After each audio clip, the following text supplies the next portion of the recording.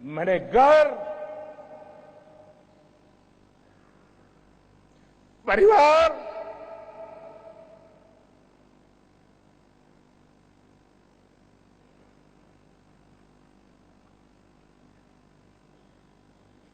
सब कुछ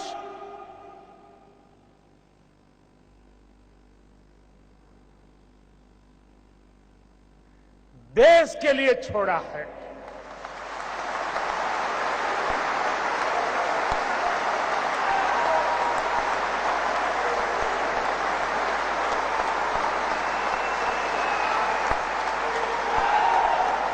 हम जानते हैं, आपको भी पता है कि दिल्ली के किसी बाबू का ये गोवा में फ्लैट बना हुआ है ना? मैं गोवा के बिल्डरों से मेरी शिकायत नहीं है, उनका तो काम है मकान बेचना, लेकिन गोवा में जिसकी 7 पीढ़ी में कोई गोवा रहता नहीं है, वो पैदा हुआ कहीं और, काम कर रहा है दिल्ली में, बड़ा बाबू है, फ्लैट खरीदा गोवा में। किसके नाम? खुद के नाम खरीदते हैं क्या? औरों के नाम से खरीदते कि नहीं खरीदते लोग? हमने कानून बनाया,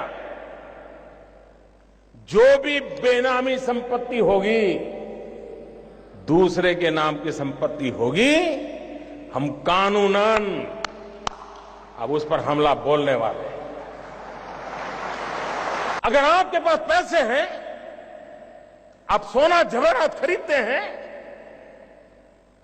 हम इतना ही कहते हैं कि भाई आपका जो इनकम टैक्स का पैन नंबर है वो लिखवा दीजिए, पता तो चले कौन लेता है। 2 साल में टोटल सर्वे के द्वारा, रेड के द्वारा, डिक्लेरेशन के द्वारा 1.25 लाख करोड़ रुपया जो कहीं हिसाब में नहीं था, वो सरकारी खजाने में जमा हुआ है। भाइयों बहनों, गरीबों की अमीरी देखिए दोस्तों।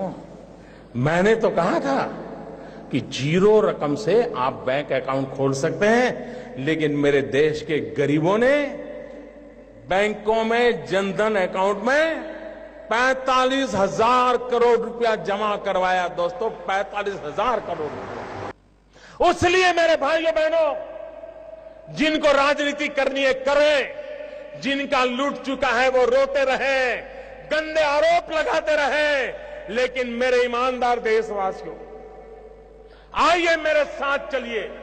सिर्फ 50 दिन, 30 दिसंबर के बाद मैं आपने जैसा हिंदुस्तान चाहा है वो देने का वादा करता हूं। मेरे देशवासियों की तकलीफ समझता हूं,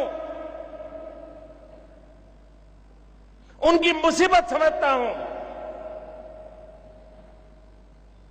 लेकिन ये कष्ट सिर्फ 50 दिन के लिए है।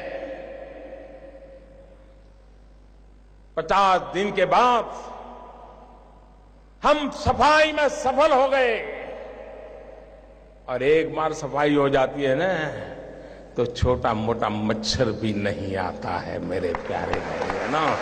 और आपने देखा कैसे कैसे लोग 2G स्कैम, कोयला स्कैम, अरबों खरबों, मालूम है ना सब? मालूम है ना?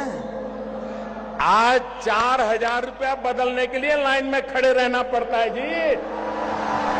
मैं देशवासियों को एक और कहना चाहता हूं, इन दिनों बहुत लोगों की इस भ्रष्टाचार या काले धन के मुद्दे पर बोलने की हिम्मत नहीं है, क्योंकि जो भी बोला है पकड़ा जाता है।